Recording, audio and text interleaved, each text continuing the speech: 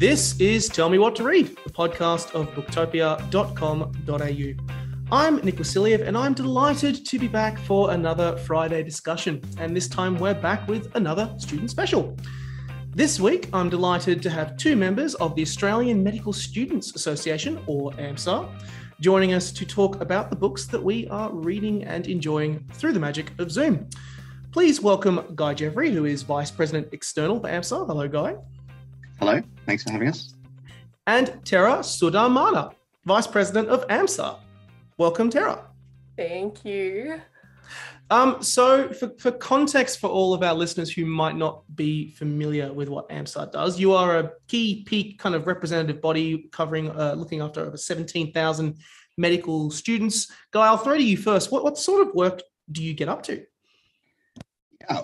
We sort of just do everything we can to represent medical students across the country, be that what it may. We sort of have a history of being an events organization and throwing these wild events that bring in amazing speakers and try to inspire everybody, and have a lot of fun, make a lot of friends. But we've grown into lots more than that. We do a lot of advocacy. We have communities. We represent medical students who, with special needs and things like that. I suppose it would be a lot of fun. You'd be going from university to university and talking and engaging with medical students. What's kind of one misconception about medical students or people within that space that people still have out of curiosity? Honestly, I feel like all of the stereotypes about medical students are entirely true. We all study too hard. We all have terrible mental health. We're all nerds. We never sleep. I don't know. You got any, Tara?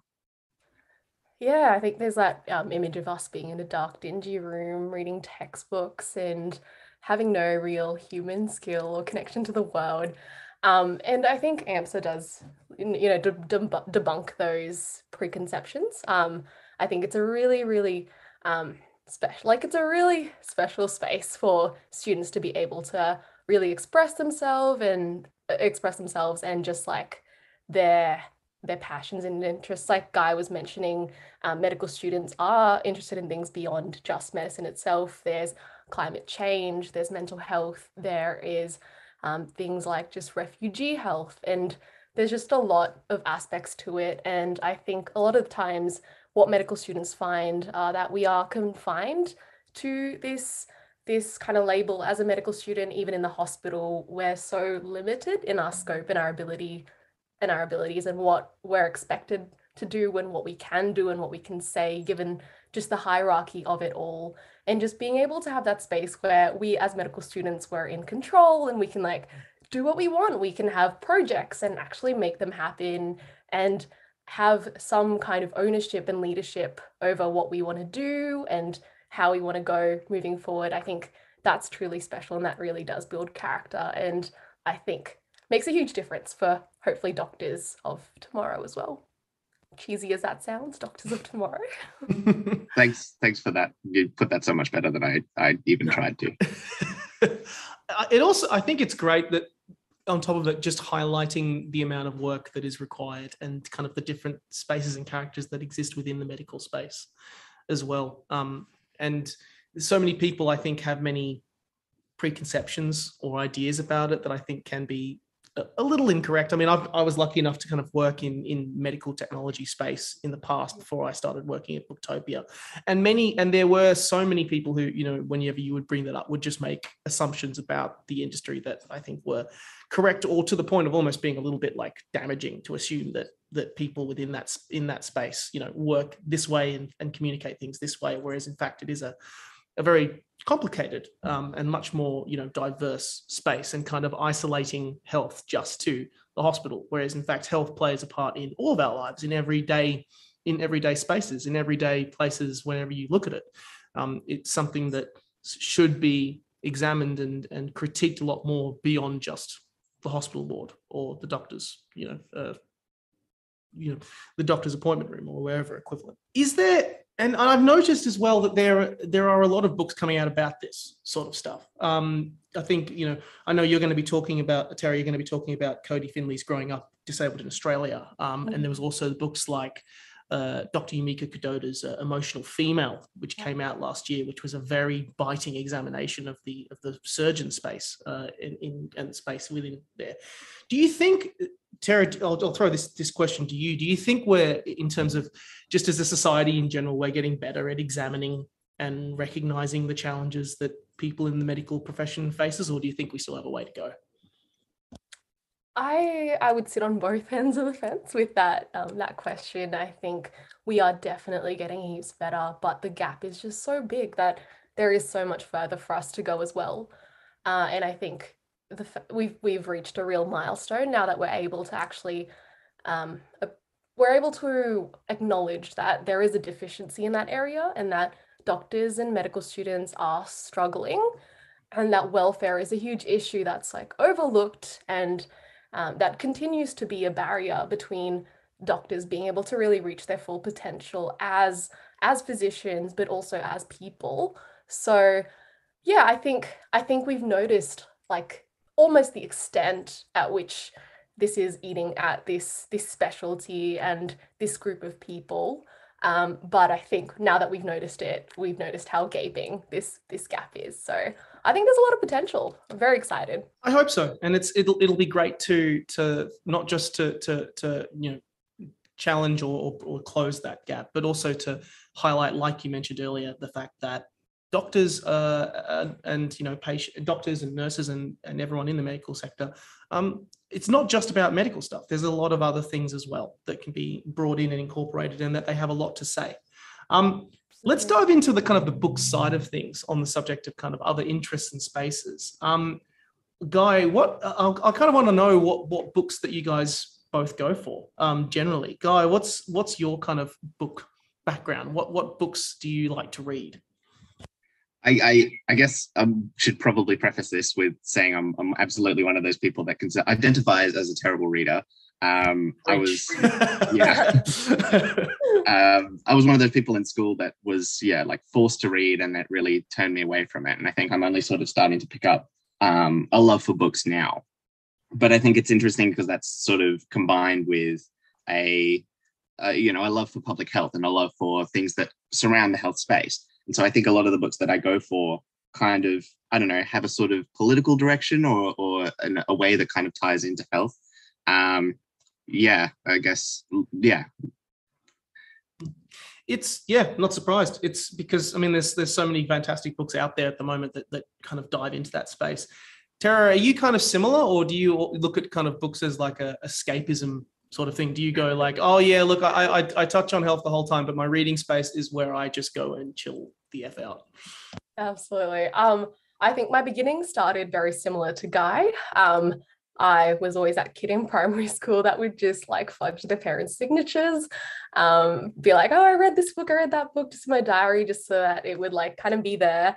But over time, like I think especially when COVID hit and like pre that as well, book clubs started to become a thing, like virtual book clubs. And I think I've always been someone that's like craved community. I really enjoy that. And to have an excuse to kind of be around people and discussing something similar and something that's more than just, hey, how you doing? Like, what's going on in your day? Like something a little beyond that, and trying to gauge their like creative perspective on things really excites me. So I think that's what drew me towards books. So in the beginning, it really wasn't me choosing the type of books I was reading. It was more my way of connecting to a community, but also my way of getting to know people. So when I really admire someone and respect someone as a friend or whatever that may be, a mentor, I do love like looking through their Goodreads or just like kind of just like going off their recommendations, because I think it's a really good way to get to know people. And, sometimes like I like the people that I do respect don't actually read the best books in my opinion. And that's fine. That's like something you learn. There are differences in the book world as well. So that's where it started. And then it shifted towards like I was in my preclinical years and COVID was hitting. I wasn't really understanding medicine and like what I was doing in it, because I wasn't really as engaged as I felt like I should have been in the course, because I was just not able to link what I was learning in the present to where I was meant to kind of end up. And because of that, I started to use books as a means to bridge that connection. and to help me understand and like try to arouse a little bit more of a curiosity, interest, and excitement for that future in medicine, and also help me to kind of understand like where in medicine I belong, because I know some people seem to know and I still can't figure it out. So it was a little bit of that at one stage. That was probably like 2019 me. And then after that, as soon as I got into like clinical placements, I was stopped reading any kind of medical book at all because I was like, I have enough of this in like placement. Like I don't want to go to placement to learn medicine, then to go home to do more medicine. So I started to crave more kind of like Murakami and like authors like that, where it was just like so different from the world I live in a totally different culture, where it was written in a style that was so different to medicine and so abstract and made no sense, and I didn't understand, but it was just so feel good. And yeah, so like I think I go through different stages with books, and hopefully that kind of summarizes like where I'm at right now. I don't know, I'm just picking up whatever books people have recommended to me and reading bits and pieces, but yeah. What a journey. Oh my God, I love it. Life journey. I feel like your story is very, very similar to one that a lot of medical students have, and something that we probably don't talk about enough, in that a lot of people go into medicine. You know, medicine's a huge field. It's you know, not everybody goes in knowing exactly what they want to do. And in a lot of ways, knowing exactly what you want to do means you can be quite close-minded to all the opportunities that are out there. And so I feel like a lot of people really go through this process and this journey of figuring out what do they want to do? What is their place in this world, even just within sort of the niche of medicine? And yeah, I think it's really good to explore that. Yeah, it is. And I, for one, am loving the idea of if you seeing someone you respect and seeing what books they read. That is a genius idea. I feel like I'm going to steal that, use that, and just please do. And do an examination on every single person I know and be like, yeah, but what books are you reading? Psychoanalyze them. Go full psychoanalysis on them. Send us the reports. I also hear with interest that you are the driver of, when we were doing like meetings and setting ups for this podcast, that you're the driver of the AMSA book club. On the subject of book clubs, that you have an in-house team book club.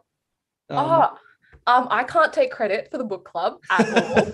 I have to say, Jazz is the driver. Jazz is our president, and she was the one who started this phenomenal like idea of a book club within AMSA. And I don't know how she juggles it. Like last year, she was the role of like this like projects officer, which is like kind of like volunteer engagement and things like that.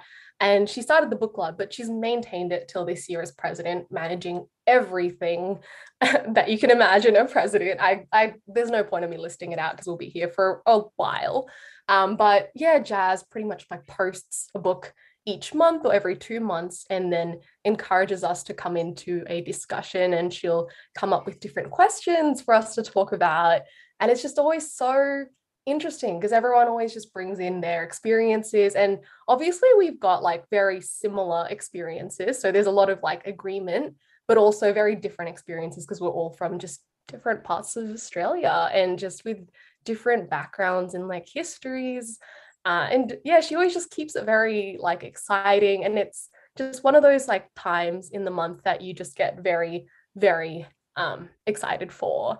Like last month we read Dark Emu, and that was, for those who don't know, it's pretty much like a book written on just the history of like Indigenous agriculture in Australia, and a little bit more about the history from like factual history on Indigenous Australia from a perspective that we haven't heard it from. It's written in a way that is quite like factual and like very just like, they just throw facts at you. It's almost like walking through a museum of facts. And like it's a book that I love the cover of. I picked it up in the airport once and I really enjoyed it. Well, no, sorry, that's a lie. I hated it at first, but I really wanted to like it. I really wanted to like it at first, but I didn't. So I put that book down, and then 2 years later, Jazz is like, "Oh, we're reading it for book club," and I was like, "Well, I like this book club. I want to still be part of this community, so I got to read this book."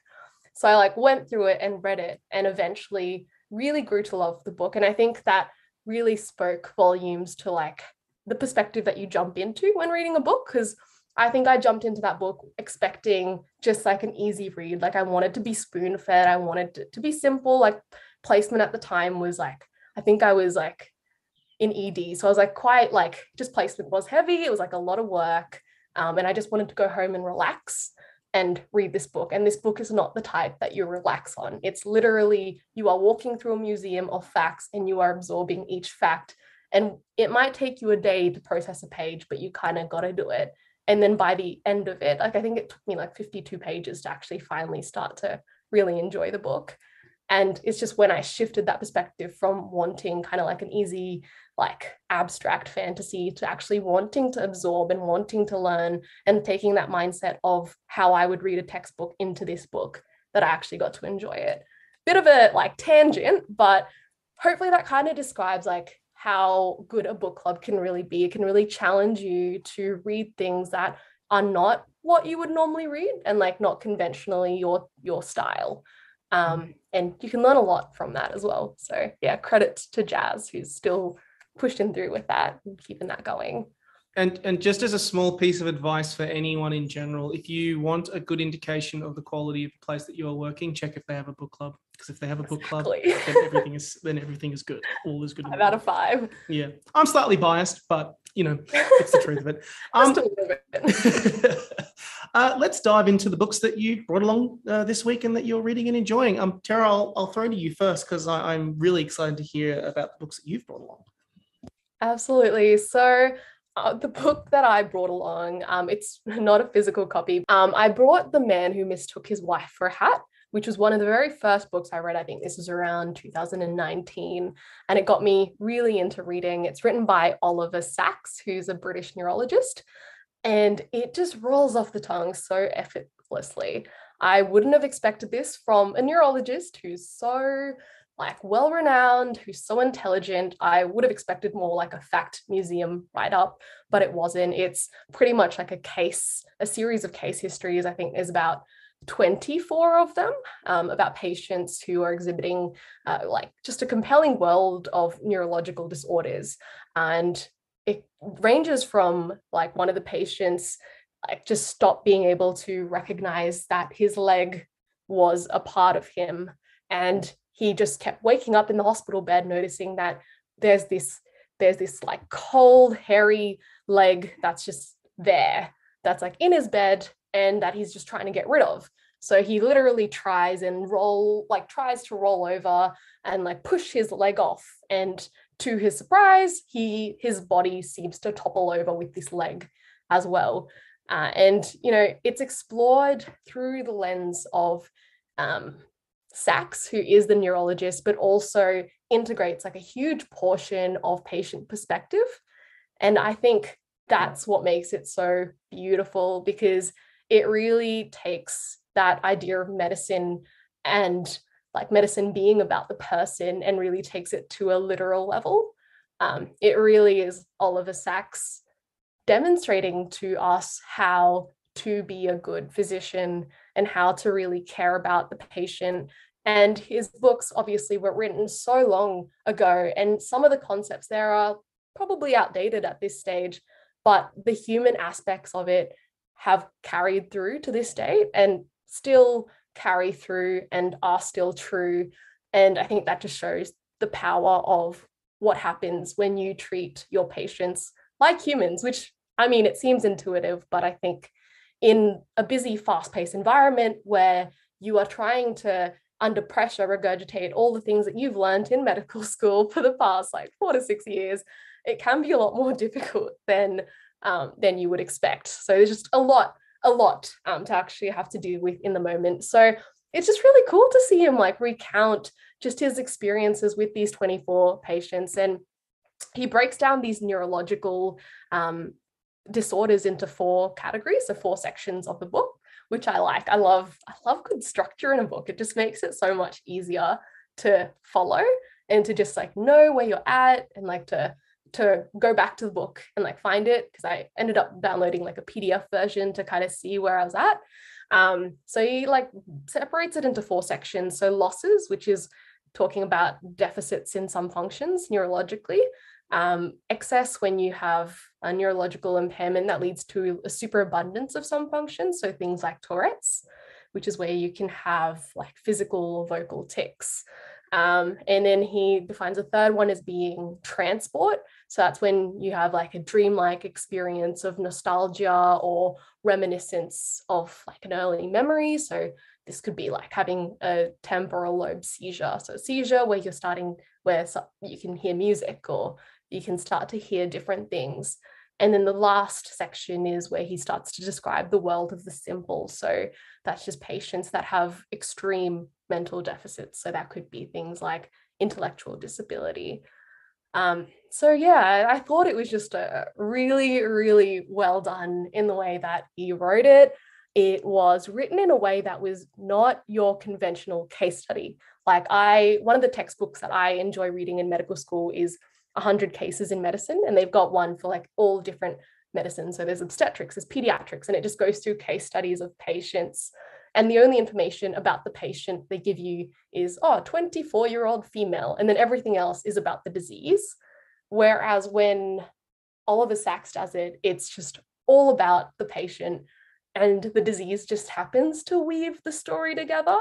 So it's really cool in the way that like he does it, and he just like incorporates like all these like conventions of drama, and it's honestly like a case study with a literary narrative embedded throughout. Like it's how you imagine a storybook to be. It's line by line dialogue, and it's talking about very specific experiences that he has. So he'll make the patient sometimes, like for one patient, he made them like copy his drawings, and he saw that like, like the patient's drawings is actually like perfectly reflective of what his drawings are. And in other circumstances, he'd just make the patient like he just describe little tests and examinations that he would do for a patient and how they respond to it and how they kind of handle day-to-day life and how they're still able to kind of function regardless of their diagnosis, and sometimes even function better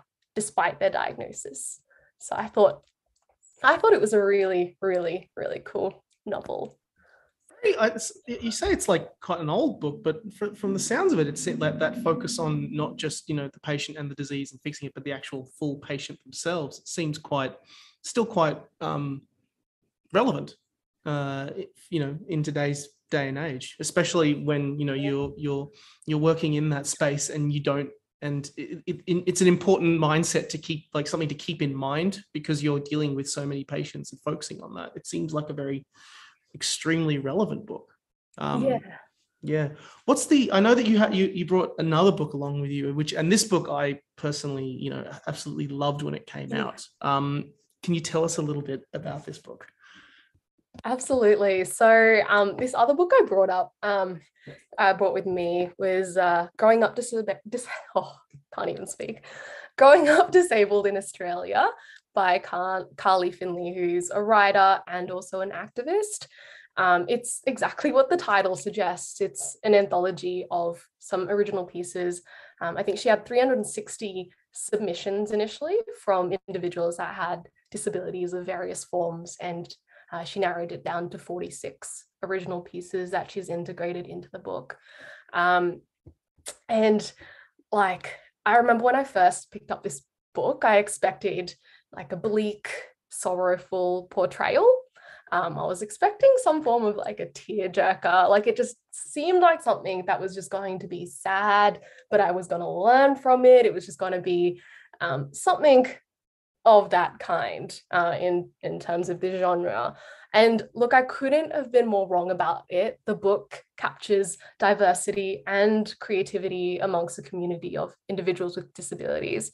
And I could not be more grateful to Carly Finley for writing this book, and for having the opportunity to be able to really indulge in this book. It's a similar picture to what Oliver Sacks has done as well. The stories don't center around the individual's disabilities.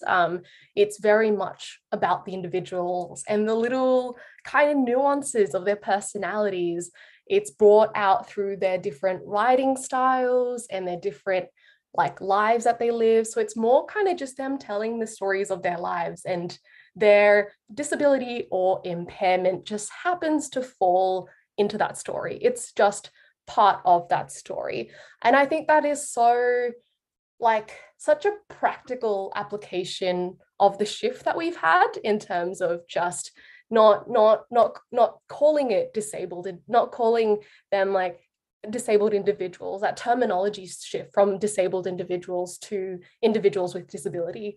And I think that's just been so pronounced and so exemplified in this book, which I think is amazing.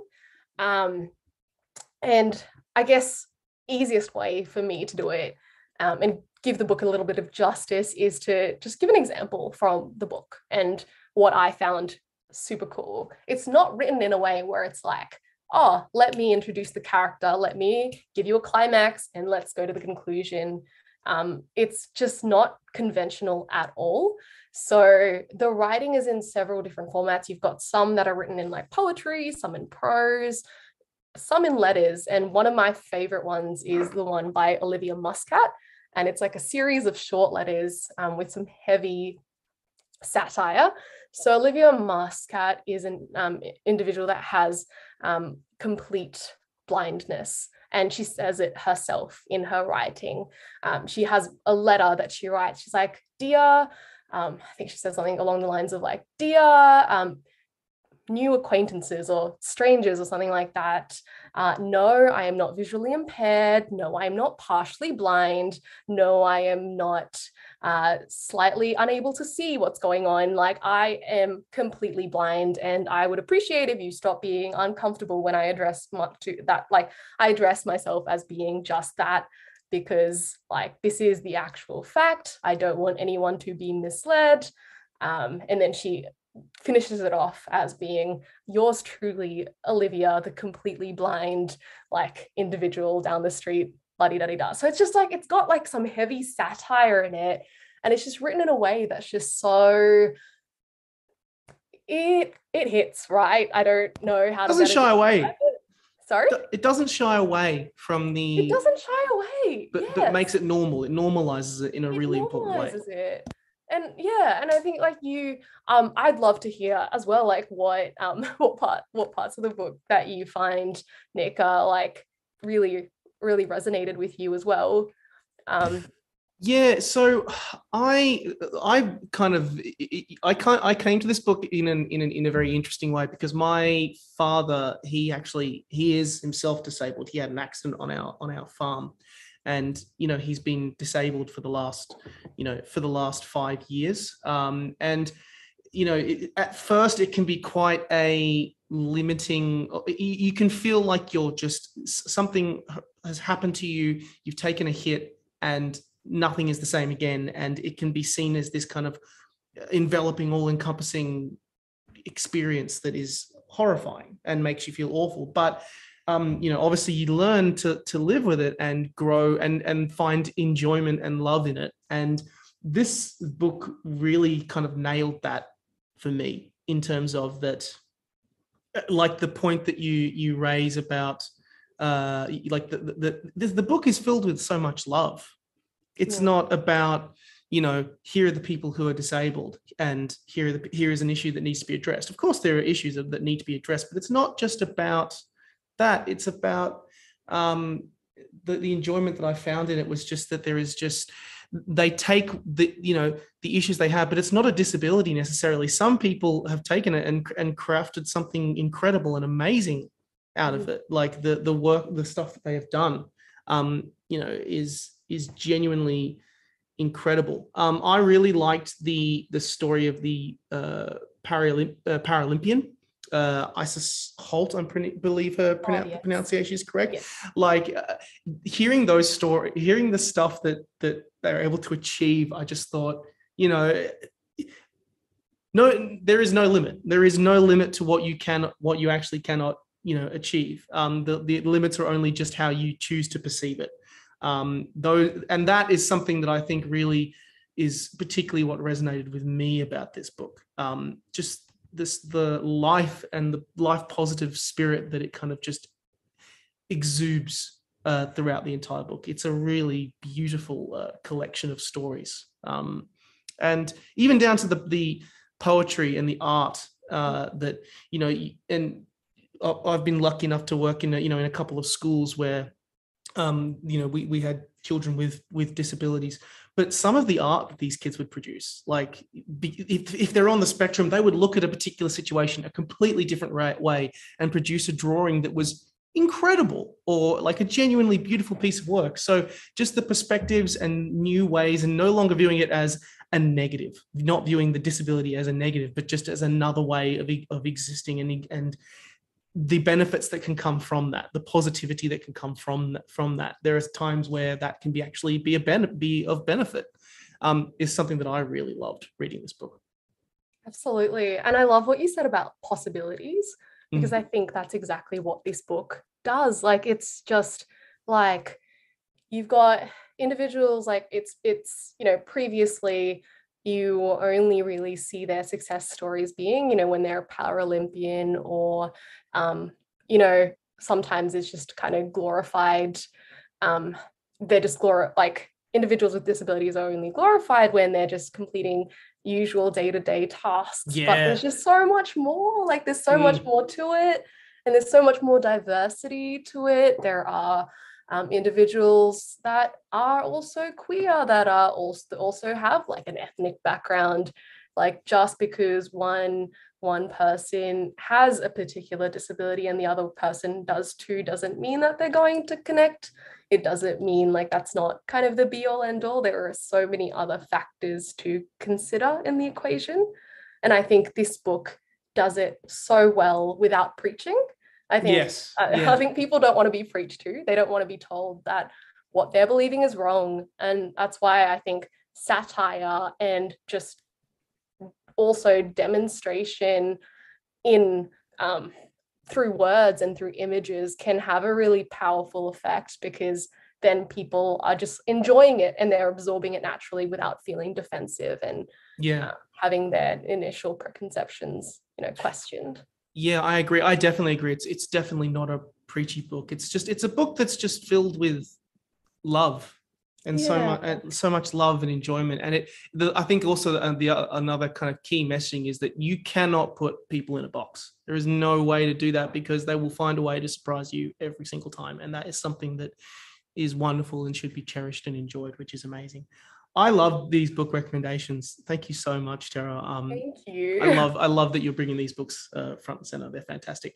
Before we jump over to Guy to talk about the books that he has brought along today, we actually have a sponsored book. Yes, we have a sponsored book yet again this week. And our sponsored book is Corfu by Robert Desai. In a village on the island of Corfu, alone in a cottage of a man he's never met, a young Australian actor pieces together the strange life story of the Australian writer whose house he's living in. As he explores his surroundings and makes new friends, his own life begins to appear to him as an illuminating shadow play of his absent hosts. Set in the physical landscapes of the Greek islands, Adelaide, and in the suburbs of London, Robert Desai's second novel is about the nature of friendship, love, the ordinary, and the extraordinary. At its core is a perfectly placed meditation on literary landscapes and the part that art can play in making our lives beautiful. It is our sponsored book of the week, and you can check it out right now with links in the description at booktopia.com.au. All right, Guy, having mentioned at the top of the podcast that you were until recently a bad, quote unquote, bad reader like myself, what books have you brought along this week to talk to us about? Yeah, this is a hard act to follow. I think Tara absolutely nailed her book analysis. And I think as well, I'm going to start sort of introducing into my good reader revival books that sort of center around patient experiences, because I think that's one thing that a lot of people don't necessarily understand about medicine, is that, as a patient, it can be hard to understand why interactions with doctors can be really unempathetic. But going through that process and spending so long in the industry and getting to the point where you do just sort of treat it as a job, that empathy can be a little bit lost, which emphasizes the importance of getting back in touch with empathetic patient experiences and putting yourself in the shoes of a patient and understanding their experience, which is something that can be done so powerfully through books. So yeah, there's been a few really good book recommendations floating around, and but yeah, so I guess I thought in my revival of books, I'd start with a classic. It's probably not a lot of people have not read this book, or at least don't know what it's about. I started with 1984 because I thought I'd start myself in the deep end with some of the most dense and I guess complex world building that I personally think about exists. But I think it was really interesting, and I also sort of paired this with Animal Farm as well, because I thought the two go really nicely hand in hand. I mentioned before that I like a sort of political spin on the books, and that I want to sort of read and digest. And yeah, I think that this sort of nailed that brief. 1984, for those that don't know, if there's anybody out there that doesn't know, yeah, it's a dystopian world back from whenever George Orwell wrote the book from, back in 1984, which doesn't seem so dystopian now, where political power is everything, and the quote unquote the party, which is a sort of Big Brother style influence over everybody's lives, just uses thought control to sort of control how everybody feels and how they're managing to stay in power. And I think the interesting thing to me is that it's a very, very extreme example of things that are very much happening today. We see a lot of thought control, and what's most interesting to me is that I'm actually learning about it in my Master of Public Health course. The thought control is a very valid way of maintaining power, in that where maintaining power means getting voters to vote for you, instead of just doing what your constituents and what your voters want you to do, you change their wants, and you do that through, political means, media, and propaganda, things like that. And it happens all around us. And I think there's a lot of connections that, are unseen, or are even completely overt, but are not necessarily well recognized. In 1984, it gets to the point where they change fact and they change history. But they do so in a way where they retroactively also change things like newspapers and articles and books. And the main character's whole job is literally just to take words away and replace them with other words. And he thinks about, changes that have happened and things that once were compared to the things that now are, just because somebody has told them that they're different. And he knows that things now are not what they used to be, but also all of the evidence and all of the writing and the news and everything says that that's the way it's always been. And so he knows what's real, but also there's no evidence as well, and it mucks with his own sort of perception of what is real. And I thought it was really interesting. I suppose in comparison, I found Animal Farm quite on the nose. It's still about power and politics, but the metaphor is very, very clear, I guess. They are both classics for a reason. I reckon there are some. I see 1984 as very much. I mean, a lot of the modern comparisons would be something like Black Mirror, which I think is literally just copying 1984. How many fantastic dystopian books just copy the work that George Orwell did in 1984, and it's increasingly relevant. It feels more relevant now with the world of misinformation and disunity that we seem to be in right now, that it feels more relevant and more timely than ever, which, that's the sign of a good book, that sticks with you and makes you feel something, long after it was published. Absolutely. Yeah. And I love that you've included Animal Farm here as well. That's a personal Orwellian favorite of mine. Particularly there is so much interesting examination. It seems like such a simple but also kind of strange concept, and yet it just works. The whole idea, and the political anecdotes and connotations are associated just on something as simple as a farm, and what he does with it is such an interesting book. Fantastic examples of politics. I think I also like thematically that it's sort of framed as a almost like a children's novel, but quite horrific in the themes that it explores. Like what's the cartoon about the rabbits in their warren? That's like Watership Down. Watership Down, yeah. Yeah. Where it's very much looks like a children's film, and so many people like got hooked into it because they thought it was a children's film, and it is not. And then you watch it, and yeah, there is a lot of blood in that film. Yeah. I can't believe that they rated it G when it came out. There's nothing unsuitable for children here, and lo and behold, I don't actually think they watched the film. No, they didn't. No. I thought I'd bring the book I'm in the middle of at the moment, and I will preface by saying that I am in the middle of it and I haven't finished it, but I think it's very interesting. It's All My Friends Are Invisible by Jonathan Joly. It was recommended to me by my girlfriend, who I guess consumes Jonathan Joly's content on YouTube and social media. And so I went into it quite blind, not really knowing who Jonathan Joly was. But it's his memoir about growing up, and he essentially doesn't identify with the gender binary that he grew up in.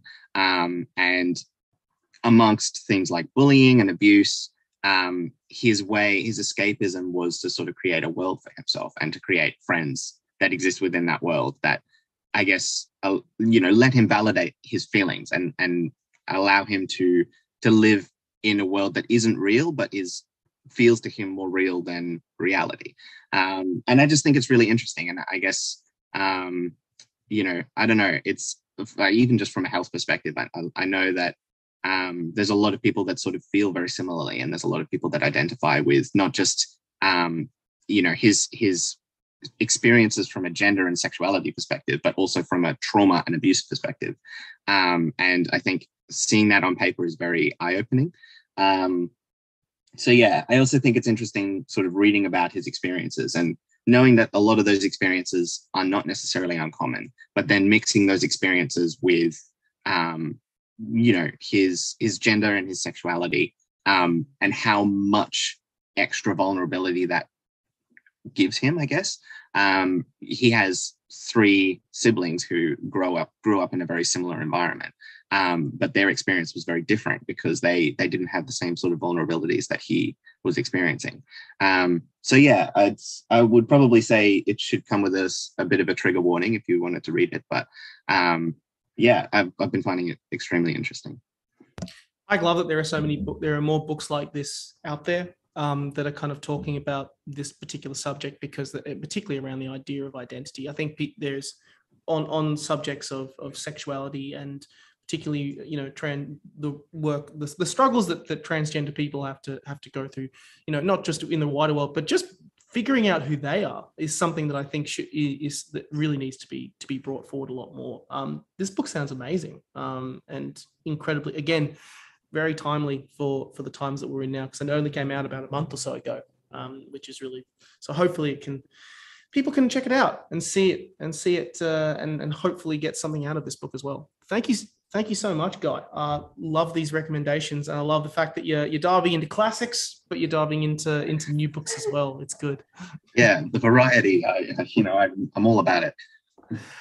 So before we finish up our show, I usually like to close out these kind of these book discussions with some fun little ridiculous questions about books, which I will now throw to you both. And Guy, I'll kick this question to you first. What is the perfect idea of a night with a book for you? Interesting. It's got to have a view, I think. I'd imagine myself like, one of those benches that sits on like the edge of a cliff, and you just watch all the rocks and the water underneath you. I'd sit out there. I'd have a little table with a candle on it, I think.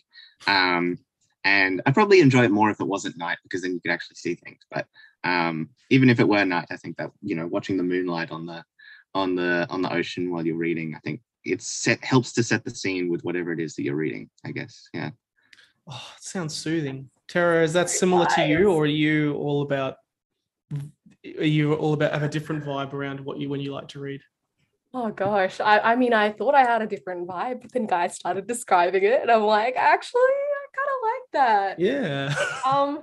I would say, like, for me, it'd be definitely in the dark, would be a really nice place. I feel like in an ideal world, you could get the lighting correct and you'd be able to kind of read in the dark, but not have the shadow of your head in the way of the book. Like if that could be achieved, I feel like that would be the perfect setting in a hammock, kind of in the middle of nowhere. Just like reading a very serene book, because I feel like that's the kind of environment you want when you're trying to imagine something. No sound, no nothing, just you in the hammock. Yeah, me, hammock, and crickets. I like that. That sounds I nice. think it's an undervalued market, either night vision goggles for the sake of reading or glow-in-the-dark books, both of which would probably solve your problem, but not in the way that you're maybe intending. Here's another question. And this is to throw out for both of you, what is one book, in your opinion, whether it be fiction or non-fiction, that nails representation of the medical space? Like one book, if you could name it. I think that's really hard because I don't know if there is one book that nails all representation in the medical space. I think that's there's so much diversity in the field. Yeah. Well, there's so much diversity in the field and everybody's experience is so completely different. I don't know. Medicine, I guess, not only are we diverse as workers in the medical space, but also the patients that we interact with are entirely diverse as well. And even with the specialties that each person goes into and the sort of field that they end up in, no two experiences are the same. So yeah, I kind of think that, raises the importance of experiencing loads of books that do different representation in different ways. I don't know. I know that sounds like a cop-out answer. But... No, actually, the more I'm thinking about it, the more I'm going, well, actually, that makes sense. So maybe it's impossible to nail it. Impossible to nail the experiences in one particular book, unless you disagree. Terra, is there a book that you can think of off the top of your head? Gosh, I don't think I can disagree with Guy. He pretty much said it all. And I think like I'd extend it to, it's even like within the same person, like one person in medicine, it depends on the day. Like I can read Emotional Female one day and be like, oh my gosh, this speaks to my soul. Like, yes, I feel like medicine like is taking away my voice and like la-di-da-di-da, and like I can go on all sorts of rants. And then other days I'm like, oh my gosh, like it's a little bit of a this is going to hurt kind of day. Like medicine's like funny, everything's fun, everything's cool, like it's quite comedic. So I feel like it depends on if you ask, like, is it a Monday or is it a Thursday? And the type of person you're asking as well, which I think is what's fun about medicine. It's like you've got so many different seasons to it. Like it does, like, yes, it's emotionally draining, but like I think it also keeps it so exciting. Love it. Great response. Happy with that. Even if I didn't get a book out of it, I appreciate that. Option E.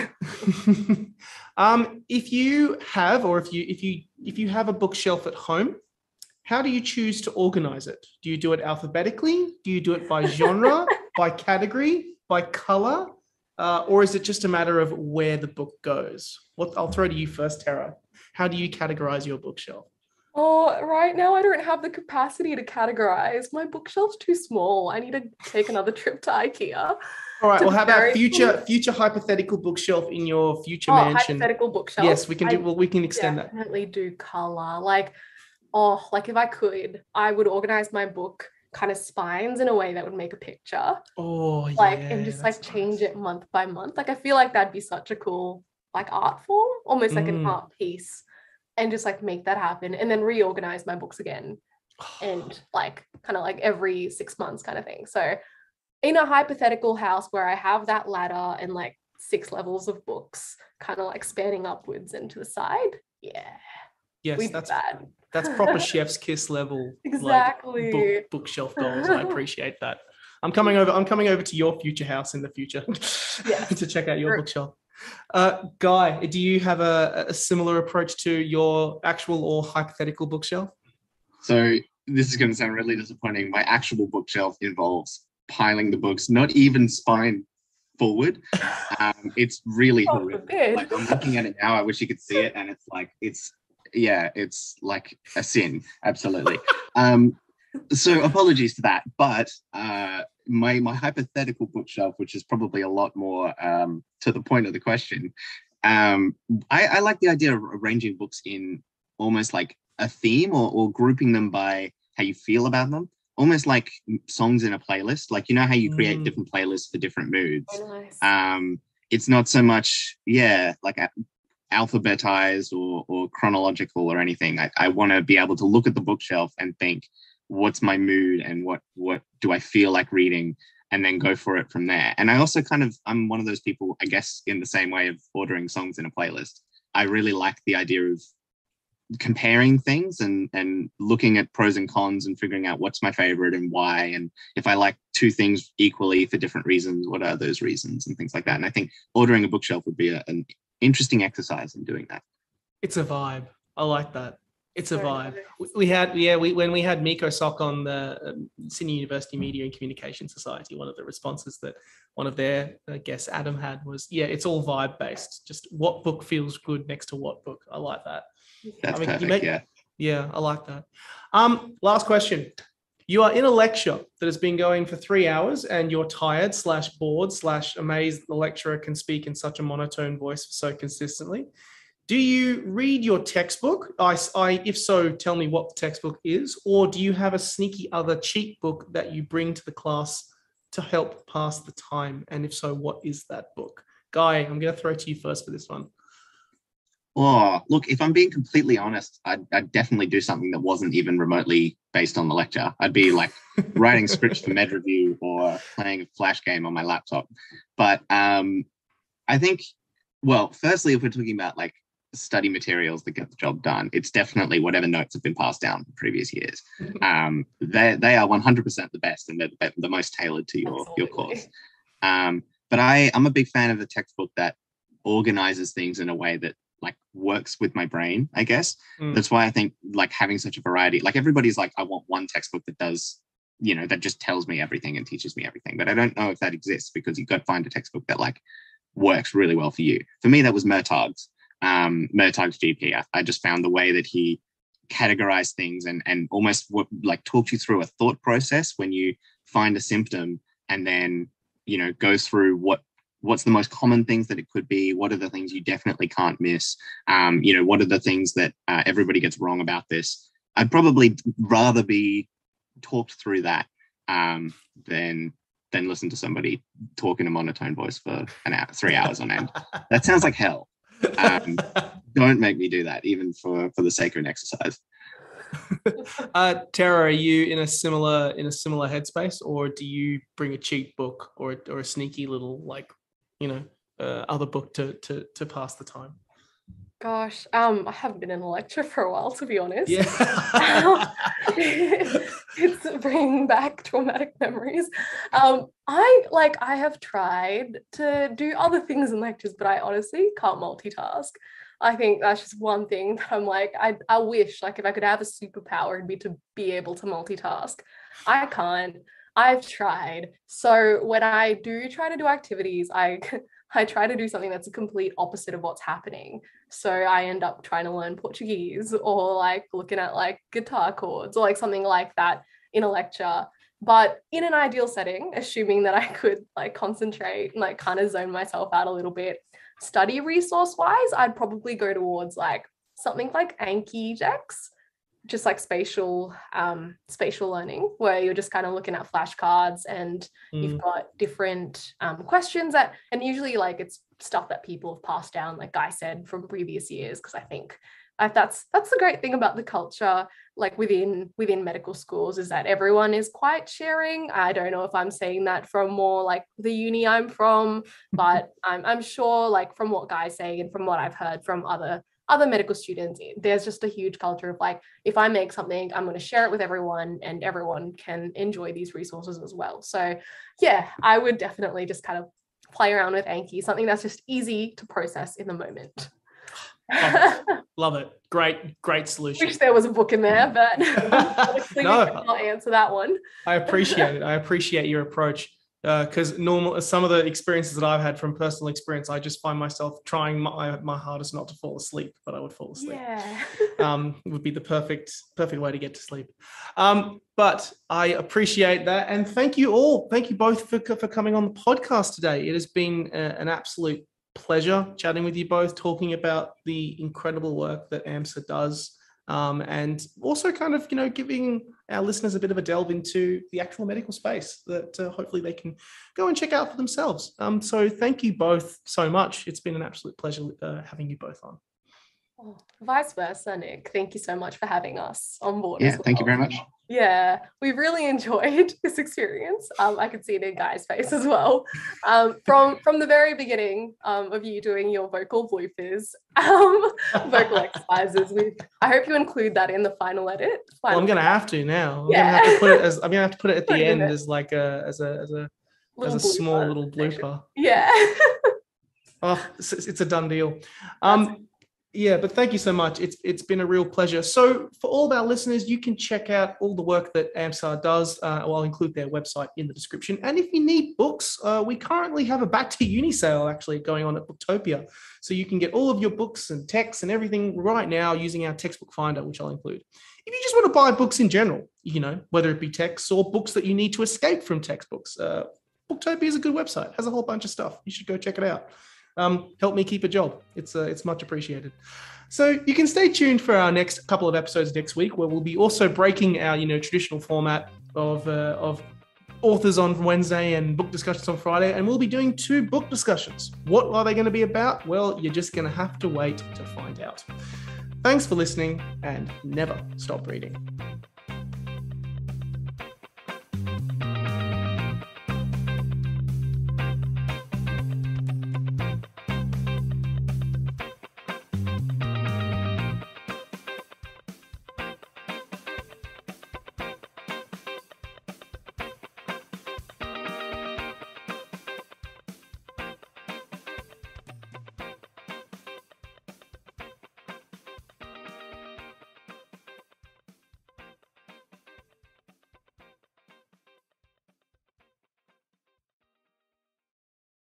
I'm a thistle sifter. I'm a pair of sifted thistles and a pair of unsifted thistles because I'm a thistle sifter.